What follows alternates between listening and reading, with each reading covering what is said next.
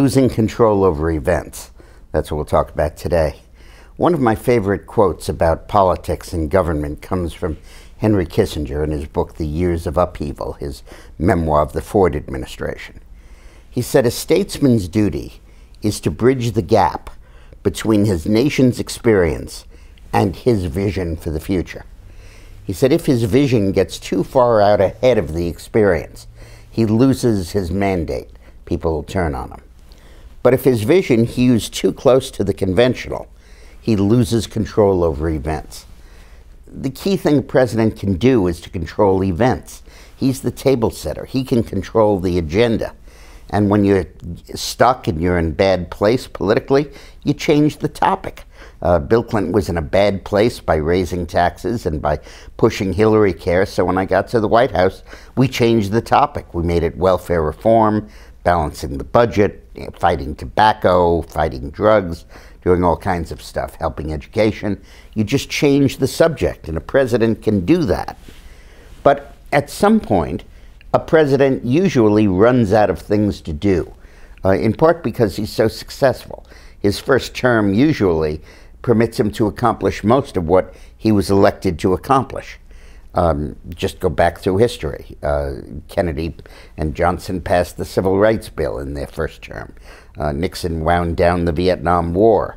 Reagan restored confidence in America and cut taxes. Usually Bush passed the tax cut and fought the war on terror after 9/11. And by the time you're into the second term, you've pretty well done what you came to do. And the result is that you don't have anything left on your agenda of sufficient moment and sufficient magnitude to control the evolution of events. And that's what's happening with Obama. He came into office, obviously focused on jobs, but, you know, he was incompetent at that, and it's become kind of a staple, and he's overcome the negatives. But his main objectives were to increase government spending, increase the footprint of the federal government, pass the financial reform in Dodd-Frank, pass health care reform, and if possible, pass cap and trade. That proved impossible, but he got most of the stuff done. And now he really doesn't have any major priorities. His major purpose in the second term is to preserve Obamacare and preserve the tax increases on the rich and try to keep spending as high as he can. But those are not important crusades. The only major item left on his agenda is immigration reform, and he can't be out in front on that issue because it'll make it partisan and ultimately sink it. It can only pass if it comes from a bipartisan move from within the House and the Senate. So Obama is like the guy that Kissinger wrote about, where his vision is too close to the conventional and he loses control over events. Clinton had really nothing important to do in his second term after welfare reform and balancing the budget, and therefore he lost control over events with the Lewinsky scandal. Reagan had reduced the size of government and defeated communism, so late in his term he lost control with the Iran-Contra hearings.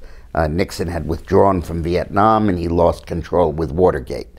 And what's happening now is that Obama has accomplished so much of his agenda that there's really nothing left for him to do to seize control over events.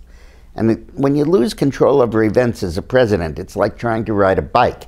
If you're going fast, you're very stable in your balance.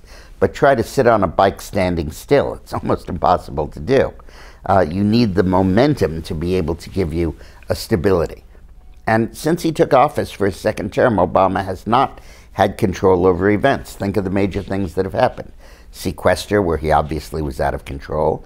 The FAA, where it was exposed as a desperate, crazy, last-minute effort to avoid the cuts. The gun control bill that failed. The Boston bombings that revealed his security lapses. The Benghazi hearings that reveal the shenanigans that went on to try to cover that up, and now the IRS scandal and the increasing dysfunction of Obamacare as it comes into being.